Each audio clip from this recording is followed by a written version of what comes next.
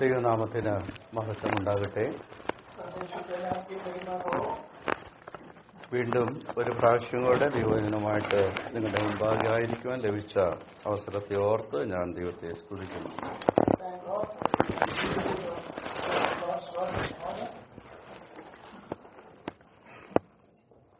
വളരെ പരിചയമുള്ള ഒരു വാക്യം വായിക്കുവാനായിട്ട് താല്പര്യപ്പെടുകയാണ്.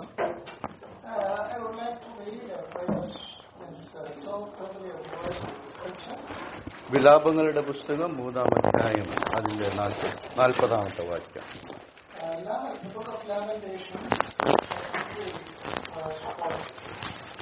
അവിടെ നാം ഇപ്രകാരം വായിക്കുന്നു: നാം നമ്മുടെ നടപ്പ് ആരാഞ്ഞ് ശോധന ചെയ്ത് യഹോവയുടെ അടുക്കിലേക്ക് തിരിയുക.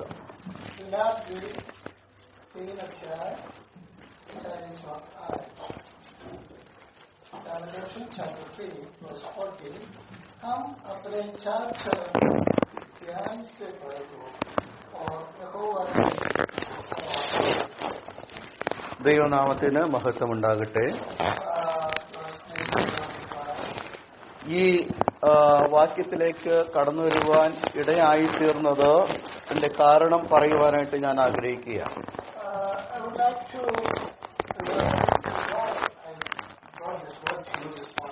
ഈ ദിവസങ്ങളിൽ ഞങ്ങളുടെ കുടുംബ പ്രാർത്ഥനയിൽ സദൃശവാക്യങ്ങളാണ് വായിച്ചുകൊണ്ടിരിക്കുന്നത്.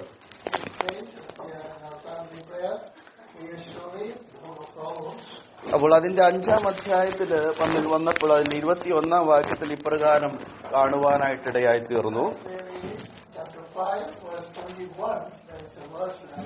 ആ വാക്യം വായിച്ചു കേൾപ്പിക്കുവാനായിട്ട് ഞാൻ താല്പര്യപ്പെടുകയാണ്. 5-ാം അധ്യായം 21-ാം വാക്യം. മനുഷ്യന്റെ വഴികൾ യഹോവയുടെ ദൃഷ്ടിയിലിരിക്കുന്നു, അവന്റെ നടപ്പൊക്കെയും അവൻ തൂക്കി നോക്കുന്നു.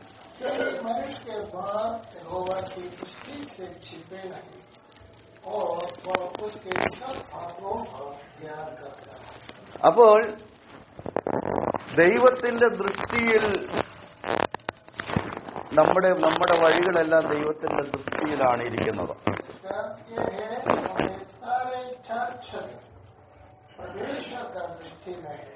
എന്ന് മാത്രമല്ല, നമ്മുടെ നടപ്പ്, അതായത് നമ്മുടെ ജീവിതത്തെ ദൈവം തൂക്കി നോക്കുന്നു.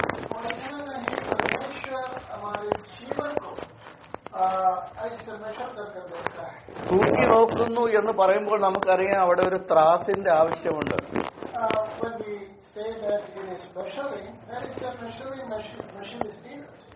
നാം എന്ത് സാധനം തൂക്കി നോക്കുന്നുവോ അതിന് മതിയായതായിട്ടുള്ള തൂക്കത്തിന് ഒരു സംഗതി മറ്റ് ത്രാസിന്റെ മറ്റൊരു ഭാഗത്ത് ഉണ്ടായിരിക്കും.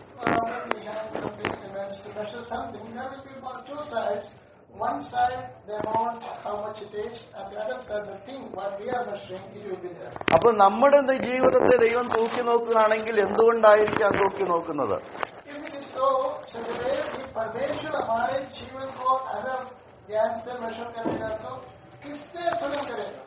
നമ്മുടെ ജീവിതത്തെ തൂക്കി നോക്കുന്നത് ഈ തിരുവചനം കൊണ്ടാണ് തൂക്കി നോക്കുന്നത്.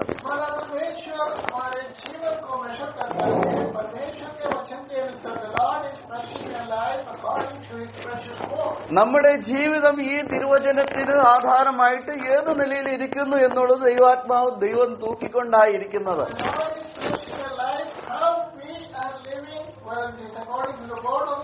ഇത് വളരെ ഗൗരവപൂർണമായിട്ട് നാം കരുതേണ്ട, അറിഞ്ഞിരിക്കേണ്ട ആവശ്യം ഒന്ന് തന്നെയാണ്.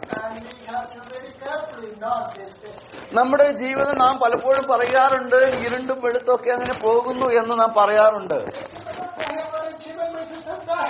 എന്നാൽ ദൈവമക്കളോടുള്ള ബന്ധത്തിൽ അങ്ങനെയല്ല. അവർ ഈ ലോകത്തിൽ ജീവിക്കുമ്പോൾ വളരെ സൂക്ഷ്മതയോടെ ജീവിക്കുവാൻ കഴിയേണ്ടത് ആവശ്യമാണ്.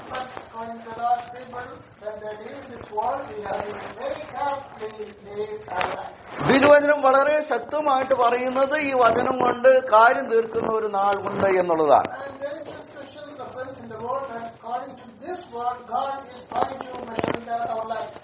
അവനുമായിട്ടാണ് നമുക്ക് കാര്യമുള്ളത് എന്ന് പറഞ്ഞിട്ടുണ്ട്. അത് കർത്താവായ യേശുക്രിസ്തുവിനെ കുറിച്ച് പറയുമ്പോൾ അങ്ങനെ പറഞ്ഞിട്ടുണ്ട്. ആ നിലയിൽ ഞാൻ ഈ വാക്യം വായിച്ചപ്പോൾ ഞാൻ ഈ വിഷയത്തെക്കുറിച്ചൊന്ന് ചിന്തിക്കുവാനായിട്ട് ഇടയായപ്പോൾ എനിക്ക് പെട്ടെന്ന് ഓർമ്മയിൽ വന്ന വാക്യമാണ് വിലാപങ്ങളുടെ പുസ്തകം 3-ാം അധ്യായം 40-ാം വാക്യം.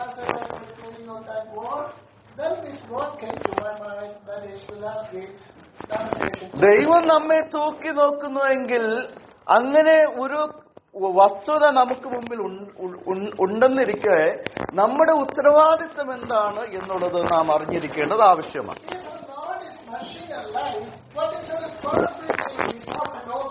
3-ാം അധ്യായം 40-ാം വാക്യം, വിലാപങ്ങളുടെ പുസ്തകം 3-ാം അധ്യായം 40-ാം വാക്യം വായിക്കുമ്പോൾ നാം നമ്മുടെ നടപ്പ് ആരാഞ്ഞ് ശോധന ചെയ്ത് യഹോവയുടെ അടുക്കിലേക്ക് തിരിയുക എന്നാണ് വായിക്കുന്നത്.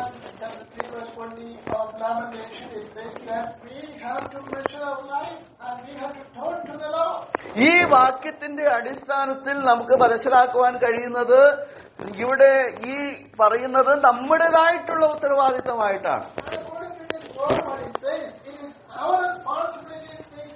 നാം ഉൾപ്പെടുന്ന സഭയിൽ നമ്മെ വചനം പഠിപ്പിക്കുന്നവരുണ്ട്. ദൈവത്തിന്റെ ആലോചന നമുക്ക് പറഞ്ഞു തരുന്നവരുണ്ട്.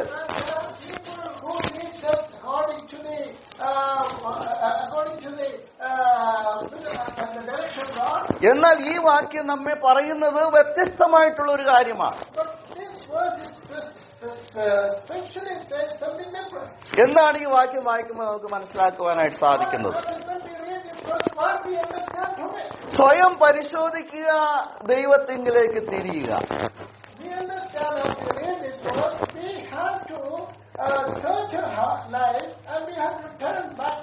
ഞാനൊന്ന് ചോദിക്കട്ടെ, നമുക്ക് ദൈവത്തിങ്കിലേക്ക് തിരിയേണ്ട ആവശ്യമുണ്ടോ?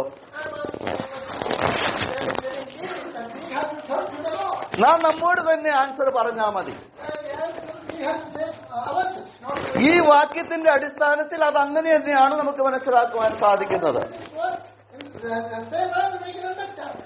എനിക്ക് ദൈവവുമായിട്ടുള്ള ബന്ധം, എന്റെ ആത്മീയമായിട്ടുള്ള വിഷയങ്ങൾ ഏത് നിലയിൽ ഇരിക്കുന്നു എന്നുള്ളത് നാം ആണ് പരിശോധിക്കേണ്ടത്.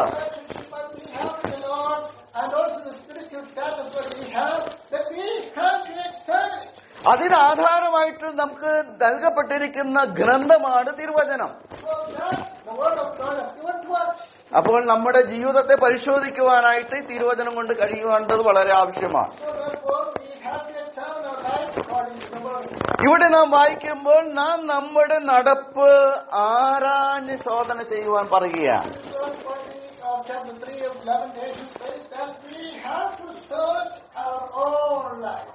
ആരാഞ്ഞ് ശോധന ചെയ്യുക വളരെ ശ്രദ്ധേയമായിട്ടുള്ള ഒരു സ്റ്റേറ്റ്മെന്റ് ആയിട്ട് അത് മനസ്സിലാക്കുവാൻ സാധിക്കും. എന്താണ് ഈ ആരായുക എന്ന് പറഞ്ഞാൽ? ആർക്കെങ്കിലും അറിയാമോ എന്താണ് ആരായുക എന്ന് വെച്ചാൽ? യെസ്, അന്വേഷിക്കുക എന്നുള്ളതാണ്. അതൊരു വലിയ ആത്മീയ സത്യത്തെ നമുക്ക് മനസ്സിലാക്കുവാൻ കഴിയുന്നുണ്ട്. പ്രഥമ ദൃഷ്ട്യാ നോക്കുമ്പോൾ ഞാൻ നല്ലവനാണെന്ന് എനിക്ക് തന്നെ തോന്നും.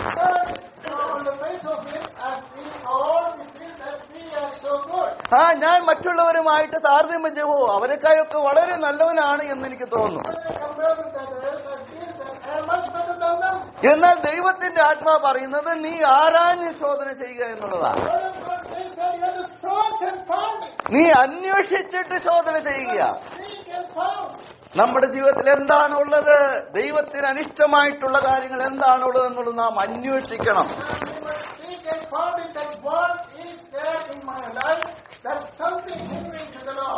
ഞാൻ കർത്താവിനെ കുറിച്ച് പറയുന്നവരോട് പറയാറുണ്ട്, നിങ്ങൾ സത്യനിഷ്ഠകളാകണം എന്ന് നാം പറയാറുണ്ട്.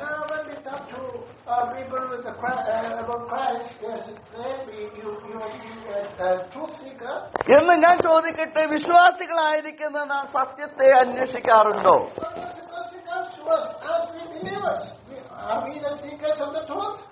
പ്രിയമുള്ളവരെ, നാം സത്യത്തെ അന്വേഷിക്കണം. കാരണം നാം വിശ്വസിക്കുന്ന കർത്താവ് ആരാണ്? കർത്താവ് സത്യമാണ്. അതുകൊണ്ട് നാം സത്യത്തെ അന്വേഷിക്കണം. എന്റെ ജീവിതത്തില് ഈ തിരുവചനവുമായിട്ട് എന്തെങ്കിലും ബന്ധപ്പെട്ടാണോ എന്റെ ജീവിതം എന്നുള്ളത് നാം പരിശോധിക്കേണ്ടത് ആവശ്യമാണ്. ആരോഗ്യ ശോധന ചെയ്യുക എന്ന് പറയുമ്പോൾ അന്വേഷിച്ച് കണ്ടുപിടിക്കുക എന്നാണ് അർത്ഥം. അന്വേഷിച്ചിട്ട് എന്തെങ്കിലും ഉണ്ടെങ്കിൽ അതിന് പരിഹാരം വരുത്തുക എന്നുള്ളതാണ് അതിന്റെ അർത്ഥം.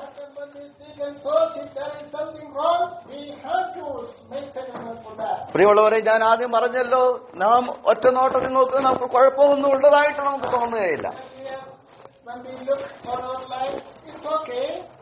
ഞാൻ പാടുന്നുണ്ട്, ഞാൻ പ്രാർത്ഥിക്കുന്നുണ്ട്, എനിക്ക് അത്യാവശ്യം വചനത്തിൽ നിന്ന് പറയാനായിട്ട് സാധിക്കും.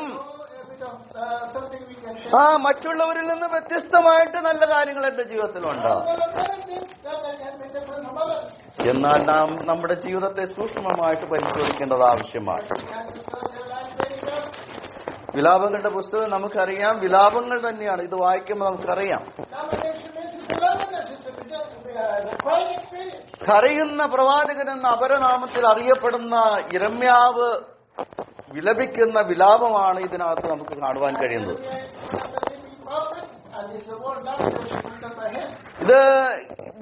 ഇത് വിലാപങ്ങൾ എഴുതിയത്, രചിച്ചത് യിരെമ്യാവാണെന്ന് എന്നുള്ളത് ഈ പുസ്തകത്തിൽ നമുക്ക് കാണുവാനായിട്ട് സാധിക്കുന്നില്ല.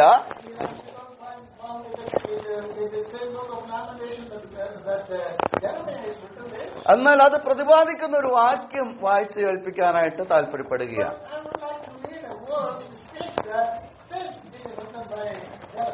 രണ്ട് ദിനവൃത്താന്തം അതിന്റെ 35 അധ്യായം 25 വാക്യം.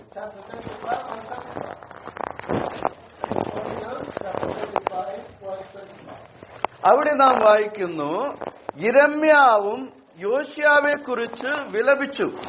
സകല സംഗീതക്കാരും സംഗീതക്കാരത്തികളും ഇന്ന് വരെ അവരുടെ വിലാപങ്ങളിൽ യോശിയാവെ കുറിച്ച് പ്രസ്താവിക്കുന്നു. ഇസ്രായേലിൽ അത് ഒരു ചട്ടമായിരിക്കുന്നു, അവ വിലാപങ്ങളിൽ എഴുതിയിരിക്കുന്നുവല്ലോ.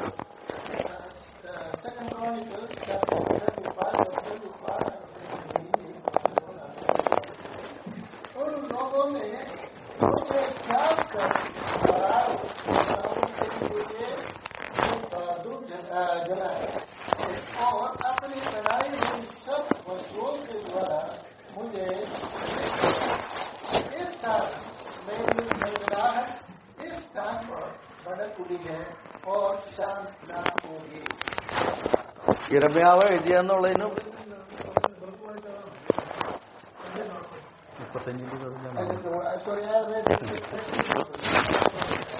35 ധ്യാനം ചെയ്തില്ല.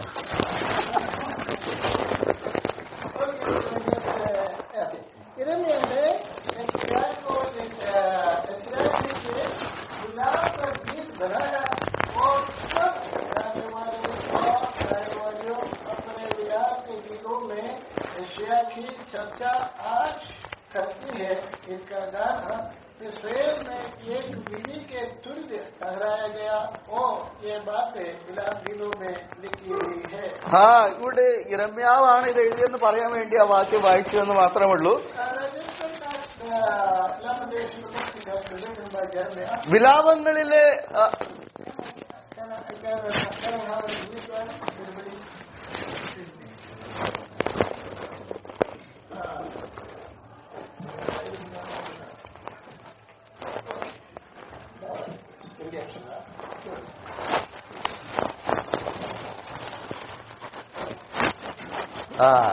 യിരെമ്യാവ് ഈ വിലാപങ്ങൾ നടത്തുന്നത് യെരുശലേമിന്റെ നാശത്തെയും പതനത്തെയും ഓർത്താണ് വിലപിക്കുന്നത്.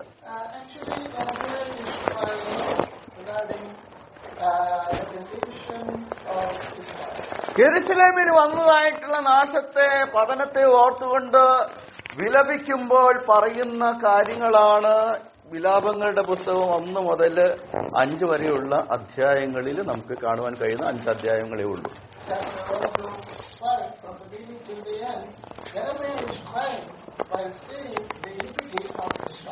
അതിന്റെ 5-ാം അധ്യായത്തിന്റെ അവസാനത്തിലേക്ക് കടന്നു വരുമ്പോൾ പ്രവാചകൻ വിലപിക്കുന്ന ശ്രേഷ്ഠമായിട്ടുള്ള ഒരു വിലാപത്തെ നമുക്ക് കാണുവാനായിട്ട് കഴിയുന്നുണ്ട്.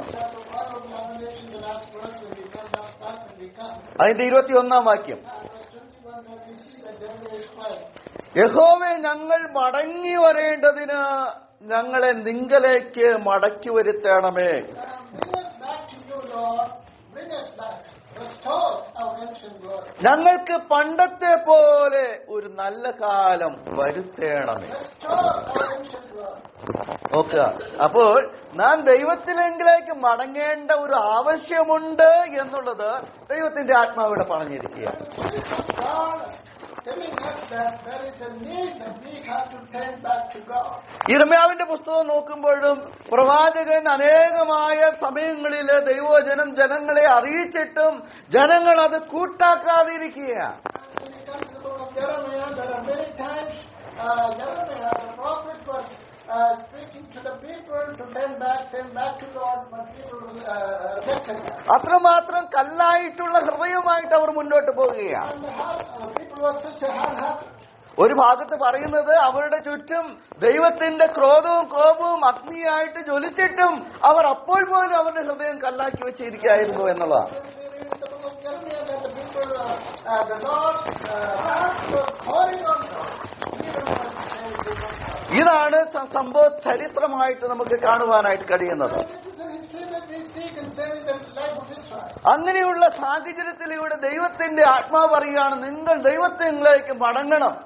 So in that situation, the Lord tells the people, നി- turn back to the നിങ്ങൾ ദൈവത്തിങ്കിലേക്ക് തിരിയേണ്ട ഒരു ആവശ്യമുണ്ട്. You have to turn back to God. പ്രിയമുള്ളവരെ, നാം ഇന്ന് തിരിഞ്ഞിരിക്കുന്നത് എങ്ങോട്ടാണ്? Beloved, is today where we are headed.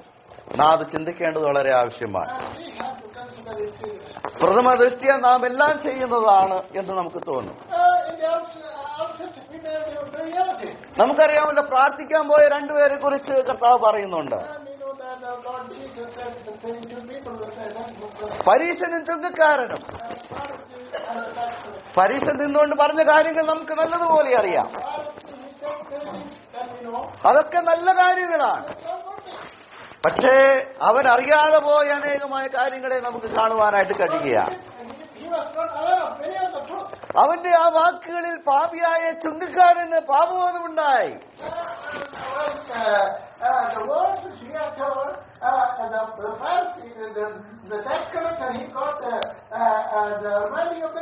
എന്നാൽ പരീശന് എന്നാ സംഭവിച്ചത്? അവൻ താൻ നീതിമാൻ തന്നെ എന്ന് ഉറച്ചുകൊണ്ട് തന്നെ തന്നെ ആ നീതീകരിച്ചുകൊണ്ടാണ് അവൻ പോയത്. പക്ഷെ അവിടെ നീതീകരിക്കപ്പെട്ടത് ചുങ്കക്കാരനാണ് എന്നാണ് നമുക്ക് കാണുവാൻ കഴിയുന്നത്.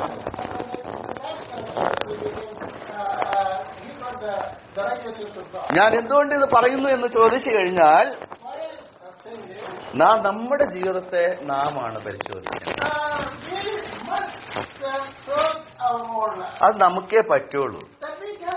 കാരണം ഞാൻ എനിക്ക് മാത്രം അറിയാവുന്ന ചില കാര്യങ്ങൾ പറഞ്ഞിരിക്കുന്നതായിട്ടുള്ള കാര്യങ്ങളെ അതിന് പരിഹാരം വരുത്തണമെങ്കിൽ അതിന് എനിക്കേ സാധിക്കുകയുള്ളൂ.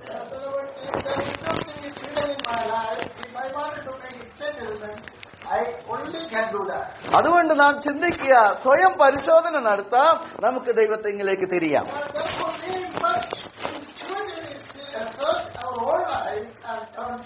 അന്വേഷിച്ച് പരിശോധന ചെയ്യാം, അന്വേഷിച്ച് കണ്ടുപിടിക്കാം. പ്രിയമുള്ളവരെ, അതിന് തിരുവചനത്തിലെ സത്യങ്ങൾ മനസ്സിലാക്കേണ്ടത് വളരെ ആവശ്യമാണ്. ഹിന്ദിയിൽ നാം വായിച്ചപ്പോൾ ധ്യാൻ സെ ഭരക്കെ എന്നാണ് നാം വായിച്ചത്. ശ്രദ്ധാപൂർവം പരിശോധിക്കേണ്ട ആവശ്യമുണ്ട്. പ്രിയമുള്ളവരെ, അതുപോലെ ഇംഗ്ലീഷിലൊക്കെ വായിക്കുമ്പോൾ ശ്രമകരമായിട്ടുള്ള ഒരു പരിശോധനയാണ് ആവശ്യമായിട്ടുള്ളത് നമുക്ക് കാണുവാൻ കഴിയുന്നു. പ്രിയമുള്ളവരെ, അതുകൊണ്ട് നാം നമ്മുടെ ജീവിതത്തെ നമുക്ക് എങ്ങനെ നാം പരിശോധിക്കേണ്ട ആവശ്യത്തെക്കുറിച്ച് നാം ചിന്തിക്കേണ്ടത് ആവശ്യമാണ്. ഇവിടെ പറയുകയാണ്, നാം നമ്മുടെ നടപ്പ് ആരാഞ്ഞ് ശോധന ചെയ്യണം.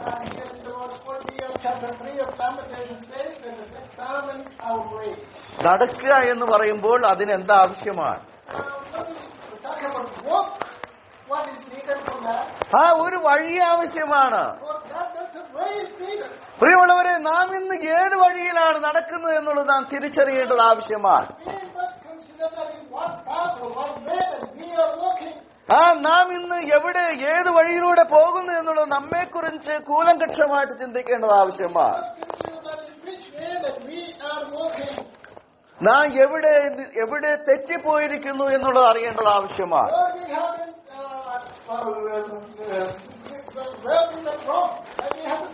വെളിപ്പാട് പുസ്തകം 2-3 അധ്യായങ്ങളിൽ സഭകളെ കുറിച്ചുള്ള ദൂതുകളാണ് നമുക്ക് കാണുവാൻ കഴിയുന്നത്.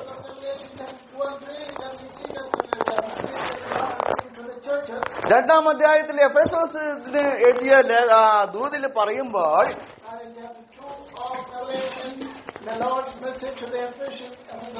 അതിന്റെ 5-ാം വാക്യത്തിൽ പറയുന്നുണ്ട്, നീ ഏതിൽ നിന്ന് വീണ് നിൽക്കുന്നു എന്ന് മനസ്സിലാക്കി മാനസാന്തരപ്പെട്ട് നിന്റെ ആദ്യത്തെ പ്രവൃത്തി ചെയ്യുക എന്നവിടെ പറഞ്ഞിരിക്കുന്നത് നമുക്ക് കാണുവാൻ കഴിയുന്നു.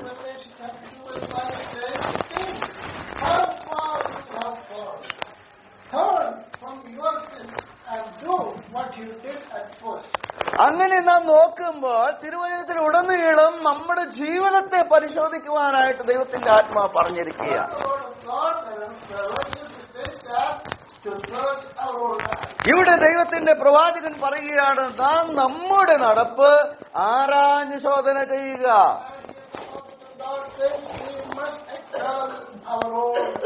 നമ്മുടെ വഴികളെ നാം ഒന്ന് പരിശോധിക്കുക.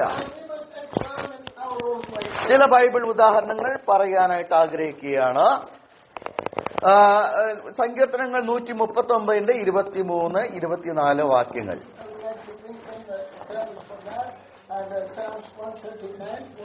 അവിടെ സങ്കീർത്തനക്കാരനായിരിക്കുന്ന ദാവീദ് പറയുന്ന കാര്യങ്ങൾ വളരെ ശ്രദ്ധേയമാണ്. അവിടെ ദാവീദ് പറയുന്നത്, ദൈവമേ എന്നെ ശോധന ചെയ്ത് എന്റെ ഹൃദയത്തെ അറിയണമേ, എന്നെ പരീക്ഷിച്ച് എന്റെ നിലവുകളെ അറിയണമേ, വ്യസനത്തിലുള്ള മാർഗം എന്നിൽ ഉണ്ടോ എന്ന് നോക്കി ശാശ്വത മാർഗത്തിൽ എന്നെ നടത്തണമേ.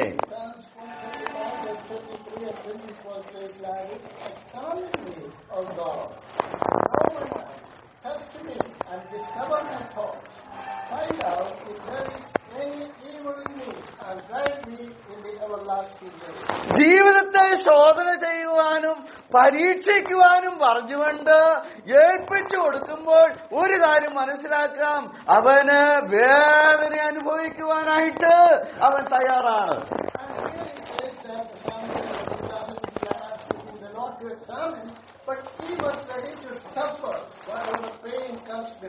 പ്രിയമുള്ളവരെ, തിരുവചനത്തിലെ സത്യങ്ങൾക്ക് അനുസാരം ജീവിക്കുമ്പോൾ ജീവിതത്തിൽ ചില ത്യാഗങ്ങൾ സഹിക്കേണ്ടി വരും, ചില വേദനകൾ അനുഭവിക്കേണ്ടി വരും എന്നുള്ളത് വളരെ വസ്തുനിഷ്ഠമായിട്ട് തിരുവചനം പറഞ്ഞിരിക്കുകയാണ്.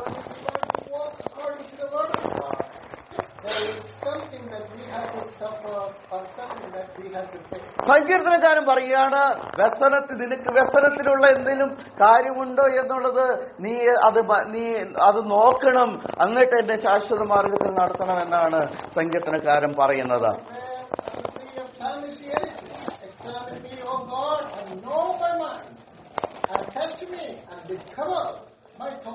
ദാവീദിനെ കുറിച്ച് നാം മനസ്സിലാക്കുമ്പോൾ അവനെ കുറിച്ച് നാം മനസ്സിലാക്കുന്നത് ദൈവത്തിന്റെ ഹൃദയപ്രകാരമുള്ള മനുഷ്യൻ എന്നാണ്.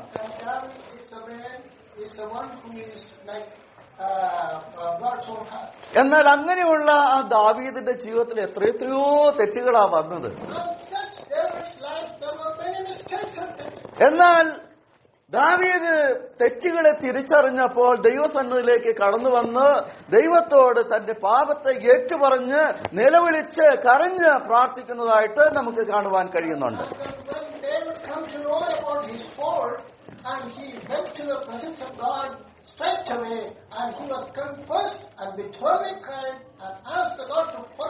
അതാണ് ദാവീദിന്റെ ജീവിതം എന്ന് പറയുന്നത്.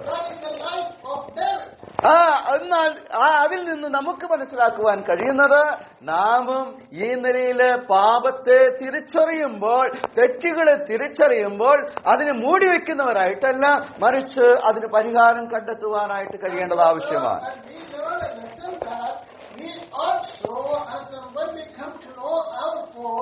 And we must come to the presence of God instead of hiding it, but we must come and confess it and get settlement from the Lord. നമുക്കറിയാം ദാവീദ് ബത്ശേബയുമായിട്ടുള്ള ആ സംഭവത്തില് അവന്റെ അത് മുതൽ അവന്റെ ജീവിതം പരിശോധിക്കുമ്പോൾ ദൈവസന്നിധിയിലേക്ക് കടന്നു വന്ന് സ്വയം പരിശോധിക്കുവാനായിട്ടുള്ള രീതിയിലുള്ള ദാവീദിന്റെ ഒരു തുറന്ന ഹൃദയത്തെ നമുക്ക് മനസ്സിലാക്കുവാനായിട്ട് സാധിക്കുന്നുണ്ട്. We know that the fault which David committed with Bathsheba, from there onwards, he was seeking the Lord to have the forgiveness. പ്രിയമുള്ളവരെ, സത്യം തിരിച്ചറിയുമ്പോൾ നാം അതിന് വിധേയപ്പെടുവാനും അതിന് പരിഹാരം കണ്ടെത്തുവാനും കഴിയേണ്ടത് വളരെ ആവശ്യമാണ്. And when we come to know the truth, we must humble ourselves and we must give ourselves to the Lord and confess.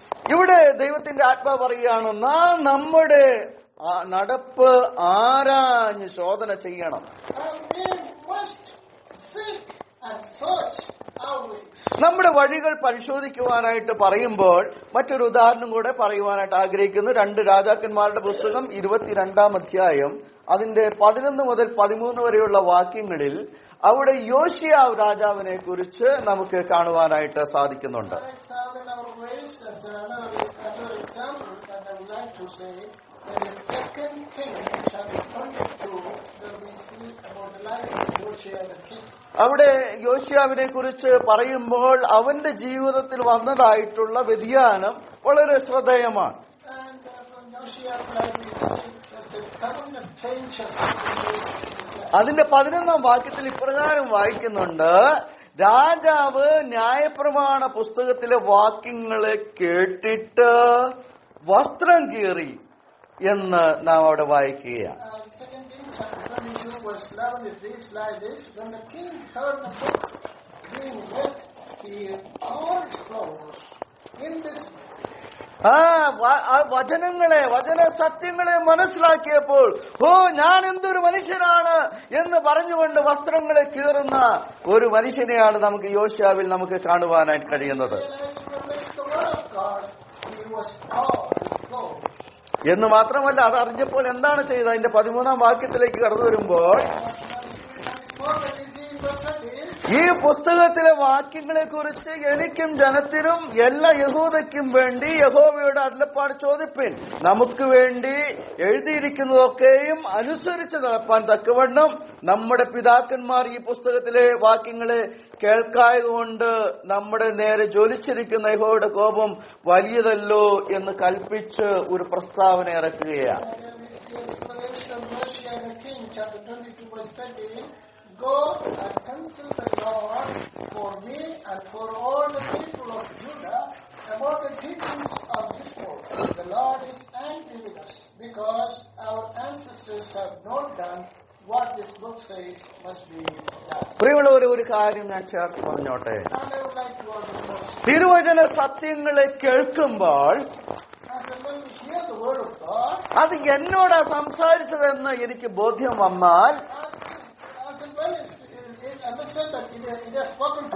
നാം അത് സ്വയം പരിശോധനയ്ക്കായിട്ട് നാം വിധേയപ്പെടേണ്ടത് ആവശ്യമാണ്. അതാണ് ദൈവത്തിന്റെ ആത്മാവ് നമ്മെക്കുറിച്ച് ആഗ്രഹിച്ചിരിക്കുന്ന കാര്യം. ഇവർ ദൈവവചനം അറിഞ്ഞപ്പോൾ, ദൈവത്തിന്റെ സത്യങ്ങളെ മനസ്സിലാക്കിയപ്പോൾ അവരുടെ വഴി തന്നെ മാറിപ്പോയി.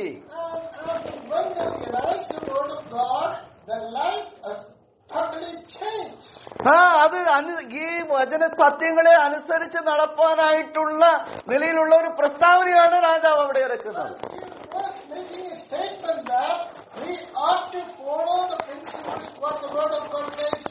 അത് തന്നെയല്ലേ ദൈവത്തിന്റെ ദാസന്മാർ ചെയ്യുന്നത്.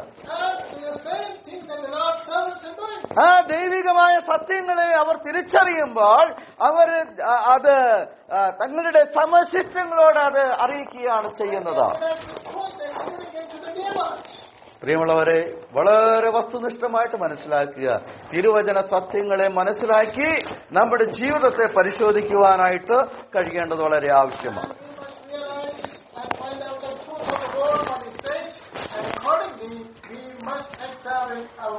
നാം നമ്മുടെ നടപ്പാരാഞ്ഞ് ശോധന ചെയ്യുക, അന്വേഷിച്ച് ശോധന ചെയ്യുക, കണ്ടുപിടിച്ചിട്ട് അതിന് പരിഹാരം വരുത്തുക. അതാണ് ശരിയായിട്ടുള്ള അർത്ഥം. പ്രിയമുള്ളവരെ, നമുക്ക് അങ്ങനെ ഒരു സ്വയ പരിശോധന നടത്താം. അങ്ങനെ ചെയ്യണമെങ്കിൽ എന്താ ചെയ്യേണ്ടത്? നാം നമ്മിലേക്ക് നോക്കണം. നാം ഇന്ന് നോക്കുന്നത് എങ്ങോട്ടാണ്? നാം മറ്റുള്ളവരെയാ നോക്കുന്നത്. ഇംഗ്ലീഷിൽ ഒരു ചൊല്ലുണ്ട്, അതിന്റെ അർത്ഥം മലയാളത്തിലെ അർത്ഥം ഞാൻ പറയാം. ഏത് മനുഷ്യനും ജനിക്കുന്നത് കഴുത്തിൽ 2 സഞ്ചിയുള്ളതായിട്ടാ ജനിക്കുന്നതെന്നാ പറയുന്നത്. അതിന്റെ 2 സഞ്ചികളുടെ ആവശ്യം, ഒരു സഞ്ചിയില്, നമ്മുടെ മുമ്പിലുള്ള സഞ്ചിയില്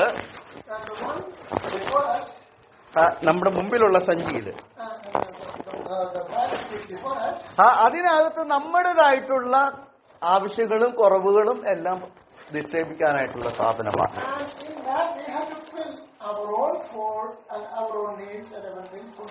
പുറകിലുള്ളത് മറ്റുള്ളവരുടെ കുറവുകളെ സൂക്ഷിക്കാനായിട്ടുള്ള സഞ്ചിയാണ്.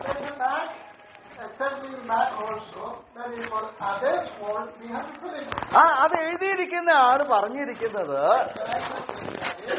ഇന്ന് ആ സഞ്ചി തിരിഞ്ഞാ കിടക്കുന്നത്.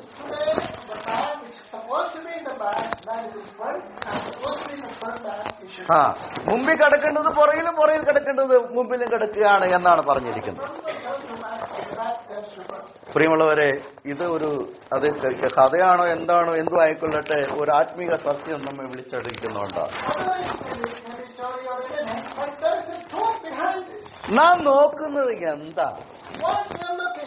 നാം നമ്മിലേക്ക് ദൈവവചനം നോക്കുക, തിരുവചനത്തെ ശ്രദ്ധിക്കുക, നാം നമ്മിലേക്ക് നോക്കുക.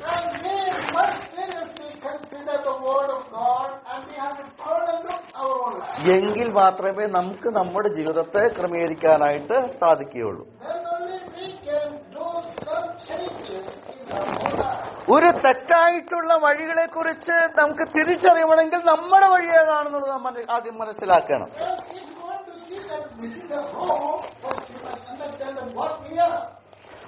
ഈ തെറ്റുകളെ അംഗീകരിക്കാനായിട്ടുള്ള ഒരു മനസ്സുണ്ടെങ്കിൽ അത് ആത്മീക അനുഗ്രഹങ്ങളുടെ തുടക്കമായിട്ടാണ് നമുക്ക് മനസ്സിലാക്കുവാൻ കഴിയുന്നത്.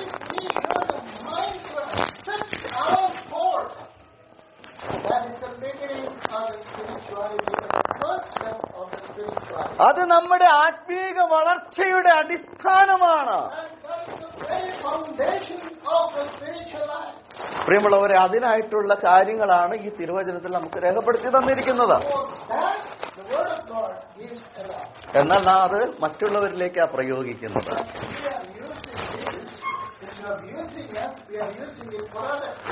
മറ്റുള്ളവർക്ക് വേണ്ടി ഈ ആലോചന പറഞ്ഞു കൊടുക്കണം.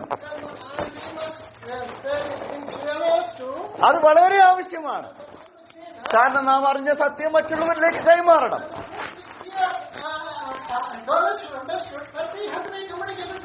എന്നാൽ നമ്മുടെ ഇന്റൻഷനെ മാറ്റി നാം പ്രയോഗിക്കുന്നവരായിട്ട് തീരുവാനായിട്ട് പാടുള്ളതല്ല.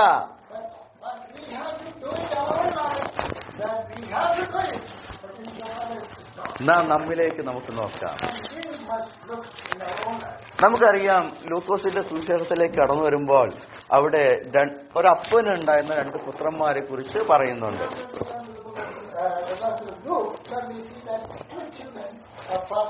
അതിലെ ഇളയ പുത്രന്റെ അല്ലെങ്കിൽ അതിലെ ആ സംഭവത്തെ കുറിച്ച് നാം പറയുന്നത് മുടിയനായ പുത്രന്റെ കഥ എന്നാണ് നാം പറയാറ്.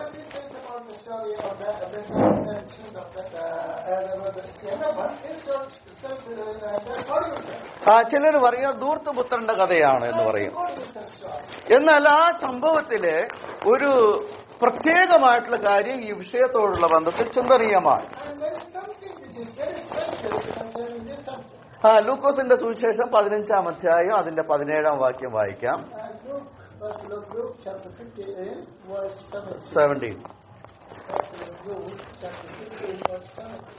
അവിടെ വായിക്കുന്ന ഇപ്രകാരമാണ്: അപ്പോൾ സുബോധം വന്നിട്ട് അവൻ, എന്റെ അപ്പന്റെ എത്ര കൂലിക്കാർ ഭക്ഷണം കഴിച്ച് ശേഷിപ്പിക്കുന്നു, ഞാനോ വിശപ്പ് കൊണ്ട് നശിച്ചു പോകുന്നു എന്ന് പറയുകയാണ്.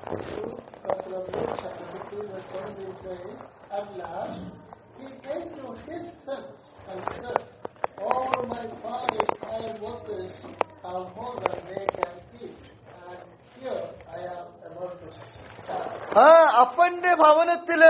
സന്തോഷത്തോടുകൂടെ വസിച്ചിരുന്ന രണ്ട് മക്കളുടെ സംഭവമാണ് ഈ ചരിത്രം പറയുന്നത്.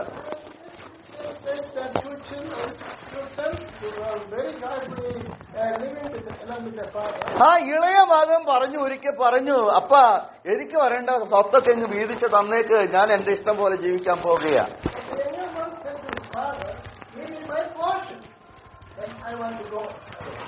അവൻ അങ്ങനെ പോകുകയാണ്. അന്യദേശത്ത് പോയി അവൻ പെടുകയാണ്.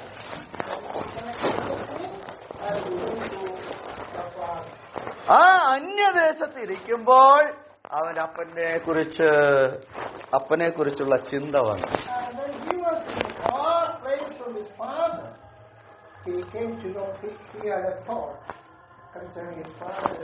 അതിന് കാരണമുണ്ട്. അവന്റെ കയ്യിലുള്ളതെല്ലാം തീർന്നുപോയി. അവൻ ഇന്ന് വളരെ അവൻ അധപ്പതിച്ചിരിക്കുകയാണ്.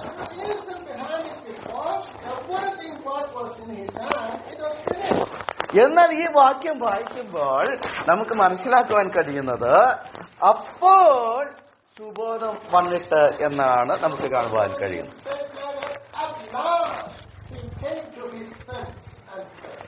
അപ്പൊ ഒരു കാര്യം ചിന്തിക്കുക, അപ്പോഴാണ് അവരെന്ത് വന്നത്? സുബോധം വന്നത്.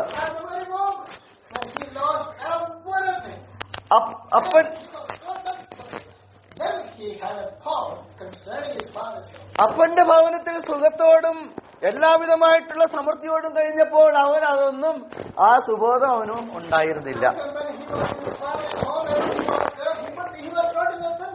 സുബോധമില്ലാത്തതുകൊണ്ട് അവൻ ആ കാര്യങ്ങളൊക്കെ അന്ന് പ്രവർത്തിച്ചത്. എന്നാൽ സുബോധം വന്നപ്പോൾ അവൻ എന്താ ചെയ്തത്? സുബോധം വന്നപ്പോൾ അവന്റെ മനസ്സിനെ മാറ്റിമറിക്കുന്നതായിട്ട് നമുക്ക് കാണുവാൻ കഴിയുക. എന്റെ അപ്പന്റെ എത്ര കൂലിക്കാരാണ് ഭക്ഷണം കഴിച്ച് ശേഷിപ്പിക്കുന്നത്? ഞാനിവിടെ വിശപ്പ് കൊണ്ട് മരിക്കുകയാണ്. ഈ പന്നികളെ മേയ്ക്കുന്ന ജോലിയിൽ ആ പന്നി കഴിക്കുന്ന സാധനം പോലും എനിക്ക് കിട്ടുന്നില്ല.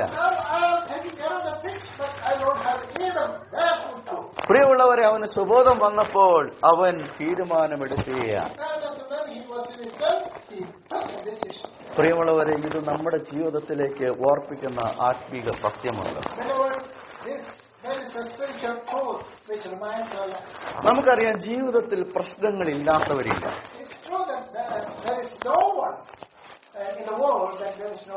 അത് പല നിലകളിലാണ്. ചിലർക്ക് ശാരീരികമായിരിക്കാം, ചിലർക്ക് ഭൗമികമായിരിക്കാം, ചിലർക്ക് ഭൗമിക ബന്ധങ്ങളിൽ നിന്നായിരിക്കാം. അങ്ങനെ പല നിലകളിൽ പ്രശ്നങ്ങളുള്ളവരാണ് മനുഷ്യരെല്ലാവരും. എന്നാൽ ജീവിതത്തിൽ വരുന്ന പ്രശ്നങ്ങളെല്ലാം നമ്മെ കൊണ്ടു ചെന്നെത്തിക്കുന്ന രണ്ട് സ്ഥലങ്ങളുണ്ട്.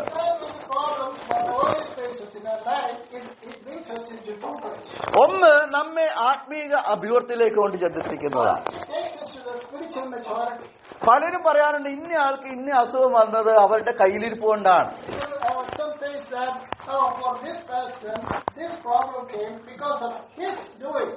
എന്നാൽ അങ്ങനെയല്ല, ദൈവത്തിന് എല്ലാത്തിനും ഒരു ഉദ്ദേശമുണ്ട്.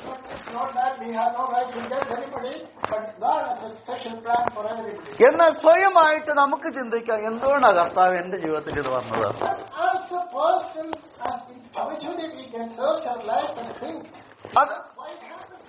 അത് നമ്മുടേതായിട്ടുള്ള ഉത്തരവാദിത്തമാണ്. നമുക്കറിയാം, നിങ്ങൾക്ക് അങ്ങനെ അനുഭവപ്പെട്ടിട്ടുണ്ടോന്ന് അറിയില്ല. നമ്മൾ എന്തെങ്കിലും ആവശ്യമില്ലാത്ത കാര്യങ്ങൾ ചിന്തിക്കുകയോ പറയുകയോ ചെയ്യുമ്പോൾ ഉടനെ ഒരു ബാലശിക്ഷ നമുക്ക് കിട്ടും.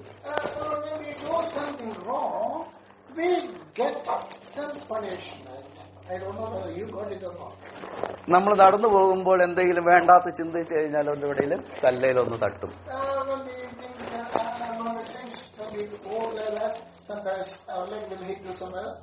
നമ്മൾ വേണ്ടാത്ത ചിലപ്പോൾ ചിന്തിക്കുമ്പോൾ അല്ലെങ്കിൽ പറയാനായിട്ട് തുടങ്ങുമ്പോൾ നാക്കയിൽ ഒരു കടി കിട്ടും.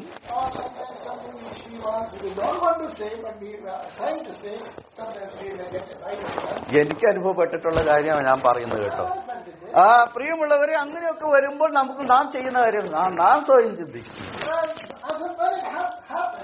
never think on our life. പ്രിയമുള്ളവരെ, നാം അത് ഒരു സ്വയ പരിശോധനയ്ക്ക് നമ്മുടെ ജീവിതത്തിൽ നാം അഭിമുഖീകരിക്കുന്ന ഏത് കാര്യങ്ങളും കുറിച്ചും നമ്മുടെ ജീവിതത്തെ ഒന്ന് പുനഃപരിശോധന നടത്തുവാനായിട്ട് കഴിയേണ്ട ആവശ്യമുണ്ട്.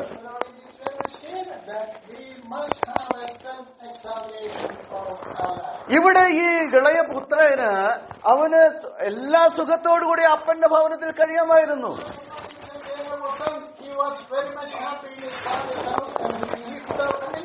അവന് സുബോധം നഷ്ടപ്പെട്ടതായുള്ള സമയത്ത് അവൻ തെറ്റ് ചെയ്തു. എന്നാൽ സുബോധം വന്നപ്പോൾ എന്താണ് ചെയ്തത്? അവൻ തീരുമാനമെടുത്തു, ഞാൻ അപ്പന്റെ അടുക്കേക്ക് ചെല്ലും. അപ്പ നീ എന്നെ ഇന്നതുപോലെ കണ്ടാ മതി എന്നൊക്കെ പറഞ്ഞുകൊണ്ടാണ് അവൻ പോകുന്നത്. എന്നാൽ സ്നേഹസമ്പന്നനായിരിക്കുന്ന അപ്പൻ എന്താണ് ചെയ്തത്?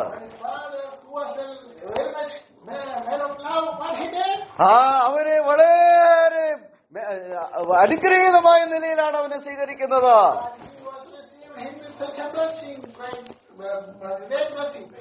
അനേക നാളുകളായിട്ട് കുളിക്കാത്ത ആ ദാഠ്യം വമിക്കുന്ന ആ മകനെ കെട്ടിപ്പുണർന്നതായിട്ടാണ് നമുക്ക് കാണുവാൻ കഴിയുന്നത്.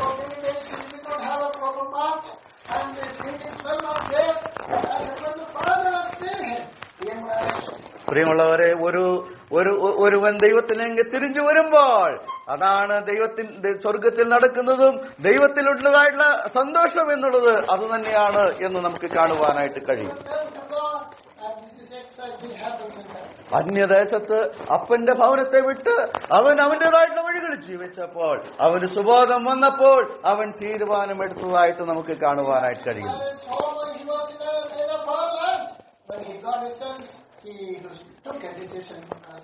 അപ്പോൾ ആ മകൻ ആരിലേക്കാണ് നോക്കിയത്? തീർച്ചയായിട്ടും അവൻ തന്നിലേക്കാണ് നോക്കിയത്. അവന്റെ ജ്യേഷ്ഠനിലേക്കല്ല അവൻ നോക്കിയത്. അവന്റെ അപ്പൻ അതുവരെ അതിനു മുമ്പ് എന്തൊക്കെ ചെയ്തെന്നുള്ളതല്ല അവൻ ചിന്തിച്ചത്. അവനിലേക്കാണ് നോക്കിയത്. പ്രിയമുള്ളവരെ, നമുക്കും സ്വയപരിശോധന നടത്താം, ദൈവത്തിങ്കിലേക്ക് മടങ്ങാം. അതുപോലെ ഇസ്രായേൽ ജനങ്ങളെ കുറിച്ച് നമുക്ക് കാണുവാനായിട്ട് സാധിക്കുന്നുണ്ട്.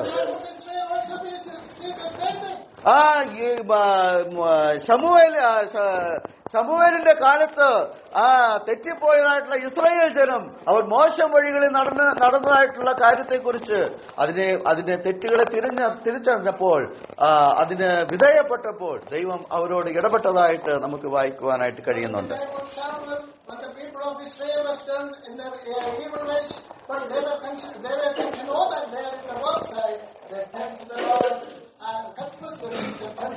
പ്രിയമുള്ളവരെ, നാം നമ്മിലേക്ക് നോക്കി നാം ചിലത് ചെയ്യുവാനായിട്ട് തീരുമാനിച്ചാൽ ദൈവം വാസ്തവമായിട്ട് ഇടപെടുമെന്നുള്ളതിന് യാതൊരു സംശയവുമില്ല.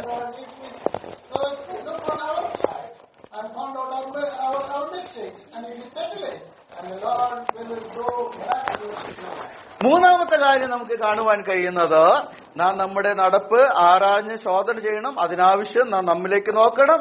മൂന്നാമത്തെ കാര്യം യഹോവയെങ്കിലേക്ക് തിരിയുക എന്നുള്ളതാണ്.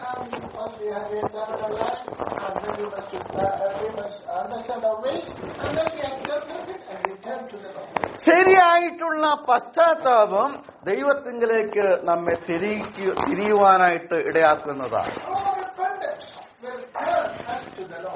നമുക്കറിയാം, നിനവയിലുള്ള ജനങ്ങളെ കുറിച്ച് നമുക്കറിയാം. അവരെ നശിപ്പിക്കുവാനായിട്ട് ദൈവം തീരുമാനിച്ചു.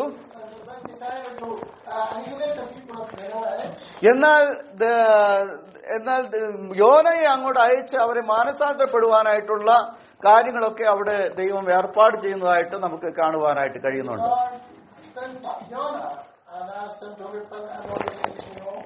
അവിടെ നാം കാണുമ്പോൾ അതിന്റെ ആത്യന്തിക ഫലം എന്താണ് എന്നുള്ളത് നാം ചിന്തിക്കുമ്പോൾ അതിന്റെ 3-ാം അധ്യായം 5 മുതലുള്ള 10 വരെയുള്ള വാക്യങ്ങളെ വായിക്കുമ്പോൾ നിനവേയിലുള്ള ജനങ്ങൾക്ക് വന്നതായിട്ടുള്ള വ്യതിയാനമാണ് നമുക്ക് കാണുവാനായിട്ട് കഴിയുന്നത്.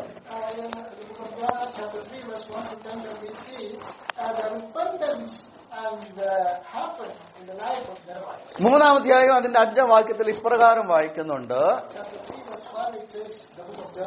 എന്നാൽ നിനവേക്കാർ ദൈവത്തിൽ വിശ്വസിച്ച് ഒരു ഉപവാസം പരസ്യം ചെയ്തു, വലിയവരും ചെറിയവരും ഒരുപോലെ രട്ടെടുത്തു എന്ന് നാം അവിടെ വായിക്കുക. So they decided that everyone should fast, and all the people, from the greatest to the least, put on sackcloth to show that they had repented. അവിടെ യോനായുടെ വാക്കുകൾ അവർ കേട്ടു. അവർക്ക് വരുവാനായിട്ട് പോകുന്ന കാര്യങ്ങളെക്കുറിച്ച് അവർ മനസ്സിലാക്കി. അവർ ദൈവത്തിൽ അവർ വിശ്വസിച്ചു. അവർ ചെയ്തതായിട്ടുള്ള കാര്യങ്ങൾ വളരെ അഭികാമ്യമായിട്ട് ഇരിക്കുകയാണ്.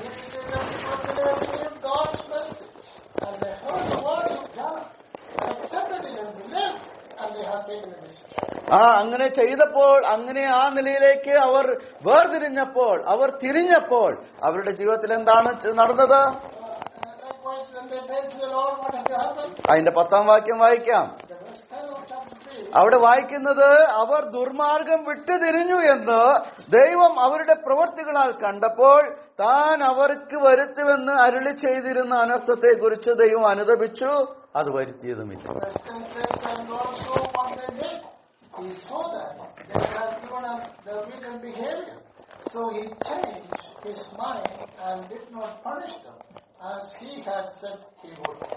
പ്രിയമുള്ളവരെ, ദൈവം എത്രയോ കരുണയുള്ളവനാണ്.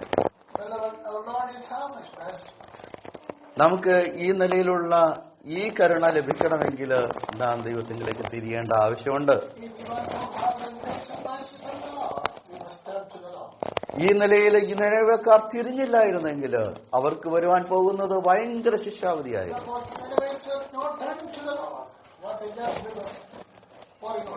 എങ്ങനെയുള്ളവരാ നിലവേക്കാർ എന്നുള്ളത് നമുക്കറിയാം. ബൈബിളിൽ രേഖപ്പെടുത്തിയിട്ടുള്ള അവരുടെ ചരിത്രം പഠിക്കുമ്പോൾ അവർ ദൈവത്തിന്റെ ജനത്തെ ജീവനോടെ തോലുരിച്ചവരാണ്. അവർ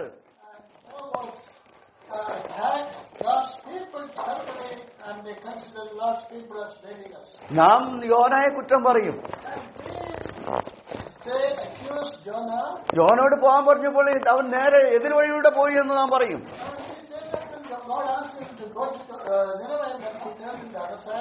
അവന്റെ കാശ് കൊടുത്തിട്ട് കപ്പലിൽ കയറി പോയെന്നൊക്കെ നാം പറയും. നാം യോനയുടെ സ്ഥാനത്ത് നാം നിന്ന് ചിന്തിക്കുക.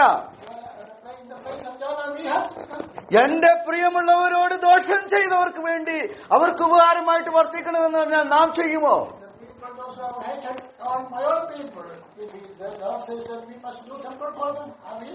ദൈവത്തിന്റെ ജനത്തെ ജീവനോടെ തോലുരിച്ചതായിട്ടുള്ള ആ ജനങ്ങൾക്ക് തക്ക ശിക്ഷ കൊടുക്കണമെന്നാണ് യോന പറഞ്ഞത്.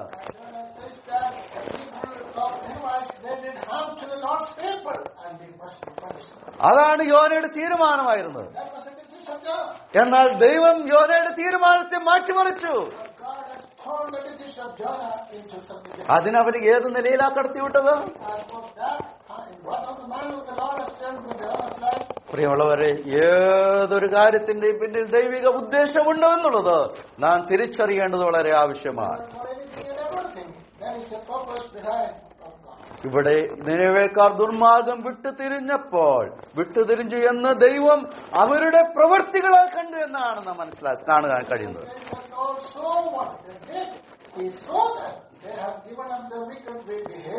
പ്രിയമുള്ളവരെ, ചില സത്യങ്ങൾ അതിലൊരു ഒളിഞ്ഞിരിപ്പുണ്ട്. നമ്മുടെ പ്രവൃത്തികളാലാണ് നാം ആരാണ് എന്നുള്ളത് മനസ്സിലാക്കുവാൻ കഴിയുന്നതാണ്. പ്രിയമുള്ളവരെ, അത് വളരെ ഗൗരവത്തോടെ ചിന്തിക്കുക. ഇവിടെ ദൈവം അവരോട് കരുണ കാണിക്കുക. വിട്ടുതിരിഞ്ഞപ്പോൾ അവരുടെ വഴിയെ അവിടെ മാറ്റി വേറെ മറ്റൊരു വഴിയെ അവർ തിരഞ്ഞെടുത്തപ്പോൾ ദൈവം അവർക്ക് മുമ്പിൽ ചെയ്യുമെന്ന് പറഞ്ഞ കാര്യം അവിടെ നടപ്പാക്കിയില്ല. പ്രിയമുള്ളവരെ, വളരെ ഗൗരവത്തോടെ ചിന്തിക്കുക. ഉൽപ്പത്തി പുസ്തകത്തിലേക്ക് കടന്നു വരുമ്പോൾ യാക്കോബിനെ കുറിച്ച് നമുക്ക് കാണാം.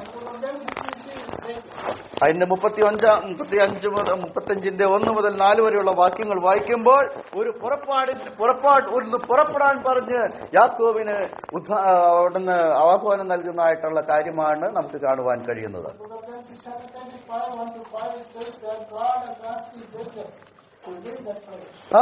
ഒരു സുപ്രഭാതത്തിൽ ദൈവം അവനോട് പറയുകയാണ്, യാക്കോബേ, നീ എഴുന്നേറ്റ് പുറപ്പെടുക, ബേഥേലിൽ ചെന്ന് പാർക്കാം.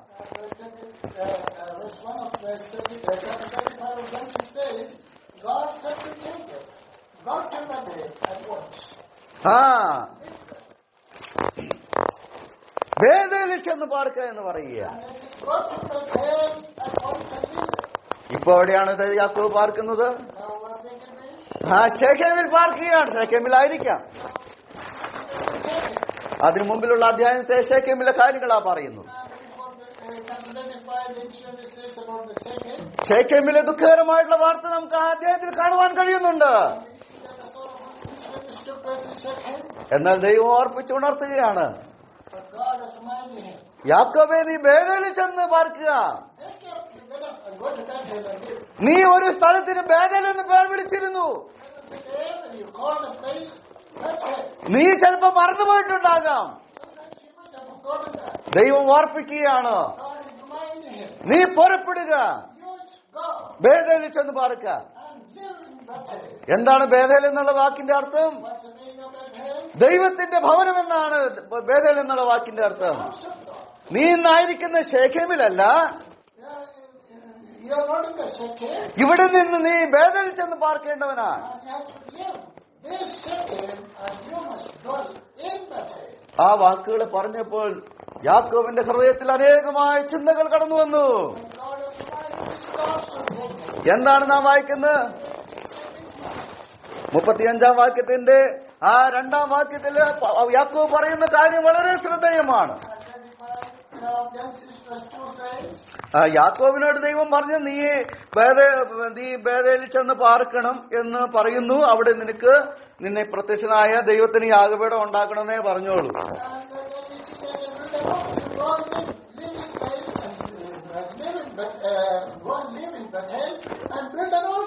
ദൈവം പറയാതെ മനസ്സിലാക്കിയ സത്യമുണ്ട് അവിടെ.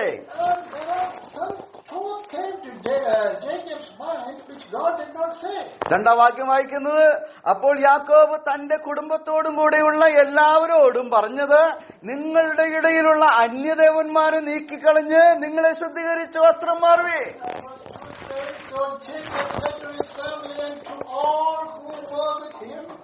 Get rid of the foreign gods that you have, purify yourselves and put on clean clothes. എന്താണ് ബേഥേലിന്റെ മഹത്വം എന്ന് അറിയണ്ടേ? What is the glory of that thing?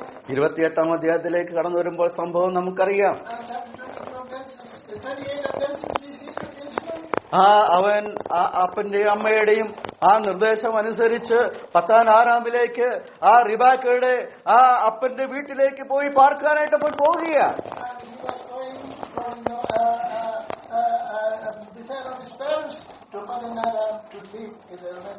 വഴിയാത്രയിൽ സൂര്യൻ അസ്തമിച്ചപ്പോൾ ഒരിടത്ത് കിടന്നുറങ്ങേണ്ട ആവശ്യം വന്നു.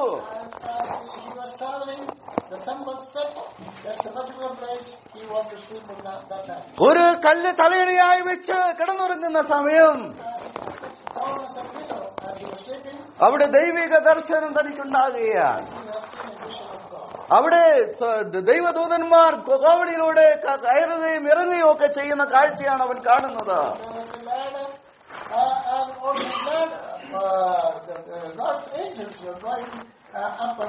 അവൻ പറയുകയാണ്, ഇത് ദൈവത്തിന്റെ ആലയമല്ലാതെ മറ്റൊന്നും അല്ല എന്ന് പറയുകയാണ്.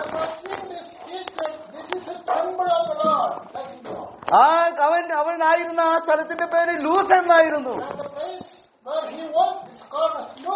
ആ ലൂസ് എന്ന സ്ഥലത്തിന് പേര് മാറ്റം കൊടുത്തത് യാക്കോബാണ്. യാക്കോബ് പറഞ്ഞു, ഇത് ദൈവത്തിന്റെ ആലയമല്ലാതെ മറ്റൊന്നുമല്ല എന്ന് പറഞ്ഞ് ദൈവത്തിന്റെ ഭവനം എന്നാണ് പേര് വിളിച്ചത്.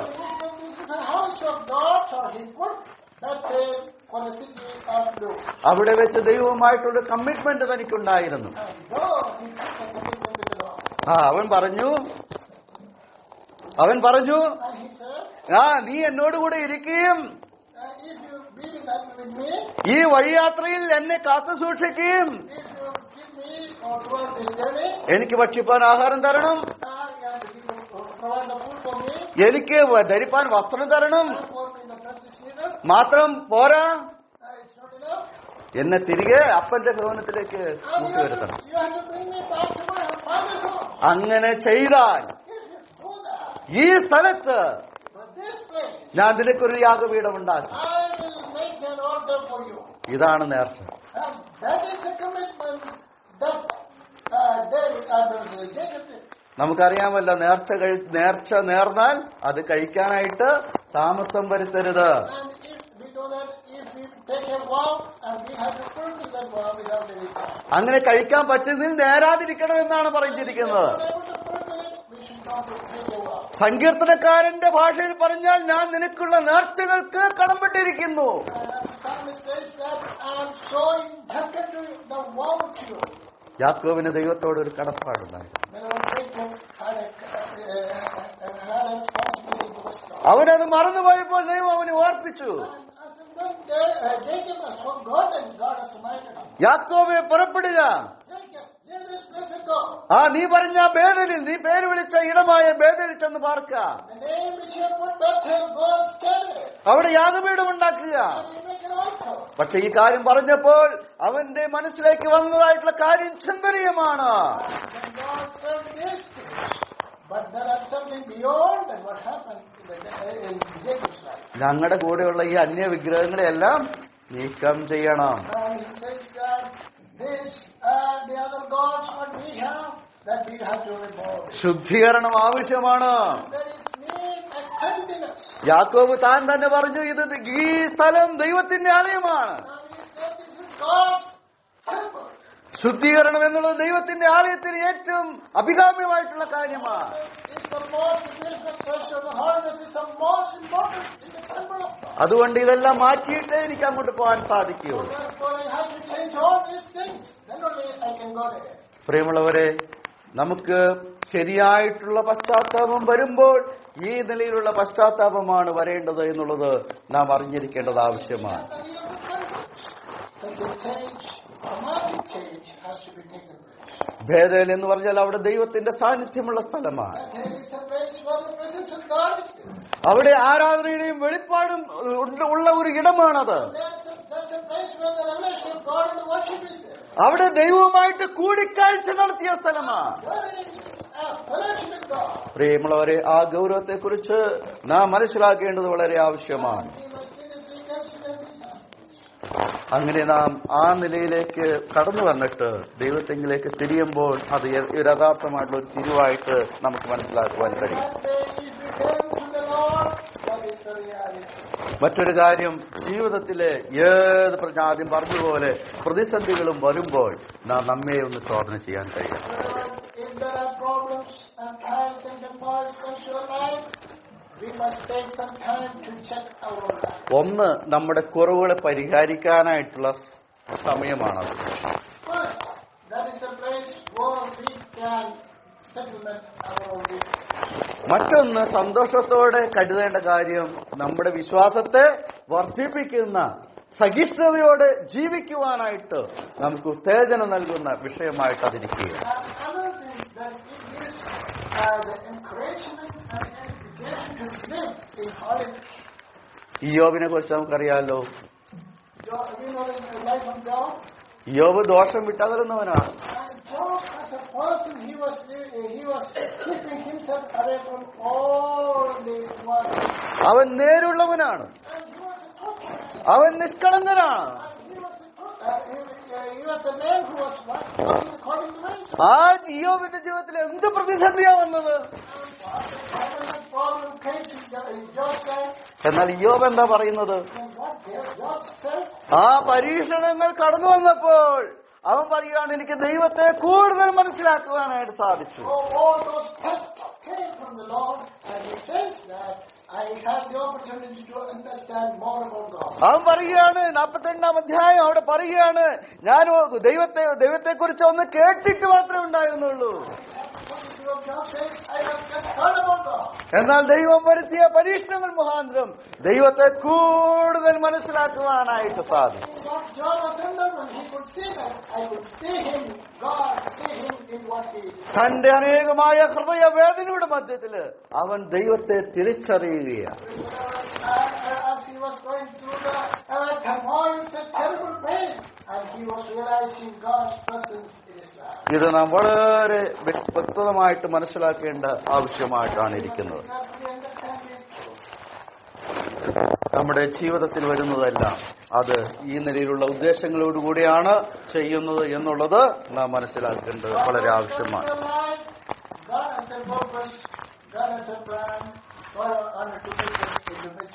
മറ്റൊരു കാര്യം, സത്യമായിട്ടുള്ള പശ്ചാത്താപം നമ്മുടെ ജീവിതത്തെ പുനഃസ്ഥാപിക്കുന്നതാണ്.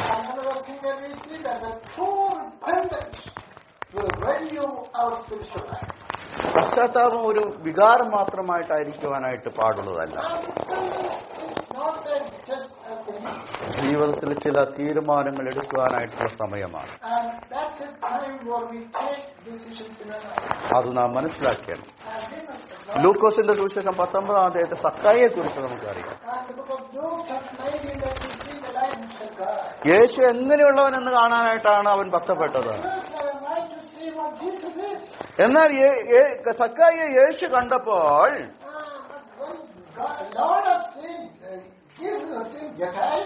സക്കായിയോട് പറഞ്ഞു, നീ എവിടെ ആയിരിക്കുന്നു, അവിടെ നിന്ന് ഇറങ്ങി ഇങ്ങോട്ട് വരിക, ഞാൻ ഇന്ന് നിന്റെ വീട്ടിൽ പാർക്കേണ്ടതാകുന്നു എന്ന് പറയുകയാണ്. മറ്റുള്ളവർ പല നിലയിലുള്ള കാര്യങ്ങൾ പറഞ്ഞപ്പോൾ സക്കായിക്ക് അവിടെ മാനസാന്തരം വരികയാണ്. സക്കായി തീരുമാനമെടുക്കുകയാണ്, ഞാൻ ഇന്നതൊക്കെ ചെയ്യാനായിട്ട് തീരുമാനിച്ചിരിക്കുന്നു. എന്താണ് കർത്താവിനെ നോക്കി പറഞ്ഞത്?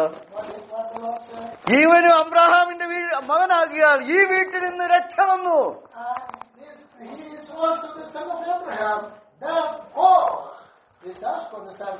പ്രിയമുള്ളവരെ, നാം ക്രിസ്തു വിശ്വാസികളായിരിക്കുന്ന നാം വാസ്തവമായിട്ടും പശ്ചാത്താപത്തോടുകൂടി മനം തിരിഞ്ഞു വരുമ്പോൾ കർത്താവ് ഈ നിലയിലുള്ള ദൈവത്തിന് നമ്മിൽ ഈ നിലയിൽ ആനന്ദം കണ്ടെത്തുവാൻ സാധിക്കുമെന്നുള്ളതിന് യാതൊരു സംശയമില്ല.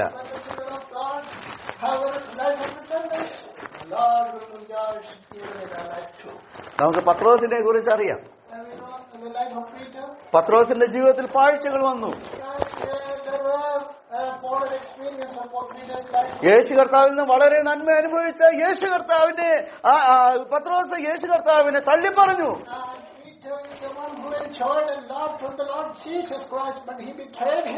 ഞാൻ ഈ കർത്താവിനെ അറിയുന്നില്ല എന്ന് പറഞ്ഞു.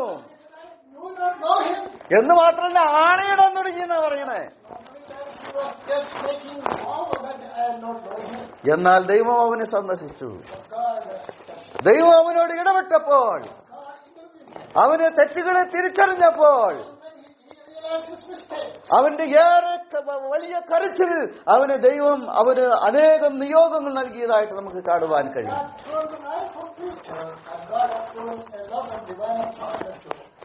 നമുക്കറിയാം, അവന്റെ സുവിശേഷം 21-ാം അധ്യായത്തില് അവന് നൽകുന്നതായിട്ടുള്ള കാര്യം, മഹത്തായിട്ടുള്ള കാര്യങ്ങളെ നമുക്ക് കാണുവാൻ കഴിയുന്നുണ്ട്.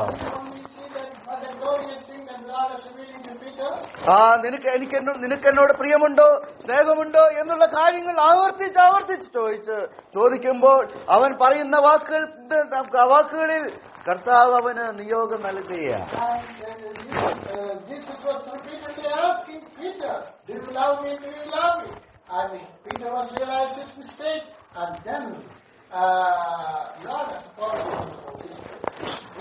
പ്രിയമുള്ളവരെ, നാം ഒരു സ്വയം പരിശോധന ചെയ്ത് നാം പരിഹാരം വരുത്തി വാസ്തവമായിട്ട് നാം ദൈവത്തിങ്കിലേക്ക് തിരിഞ്ഞാൽ ദൈവം നമ്മെ അനുഗ്രഹിക്കുമെന്നുള്ളതിന് യാതൊരു സംശയവുമില്ല.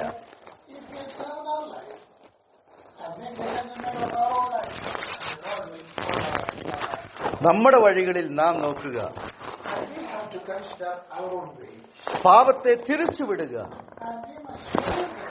യഹോവയിലേക്ക് തിരിയുക, പശ്ചാത്തലവും മാനസാന്തരമുള്ളവരായിട്ട് ജീവിക്കാൻ ശ്രമിക്കുക. അതാണ് ദൈവത്തിന്റെ ആത്മാവ് നമ്മെ കുറിച്ച് ആഗ്രഹിക്കുന്നത്. ഇവിടെ പ്രവാചകൻ വിലപിക്കുക, And the prophet is quiet. യെരുശലേമിന്റെ നാശത്തെക്കുറിച്ചും പതനത്തെക്കുറിച്ചും വിലപിക്കുമ്പോൾ പറയുകയാണ്, And this Christian Jerusalem, what he did, and he weeping like this. നാം നമ്മുടെ നടപ്പ് അന്വേഷിച്ച് പരിശോധിക്കുക, Examine our ways യഹോവയുടെ അടുക്കിലേക്ക് തിരിയുക. and turn back to him. പ്രിയമുള്ളവരെ, നമുക്കും തീരുമാനമെടുക്കാം. Let us take a decision. ഞാൻ സ്വയം പരിശോധിക്കും, And I will search my own life. ദൈവത്തെങ്കിലേക്ക് ഞാൻ തിരിയും. And I will turn to my God. കർത്താവ് നമ്മെ എല്ലാവരെയും സഹായിക്കുമാറാകട്ടെ. ആമേൻ.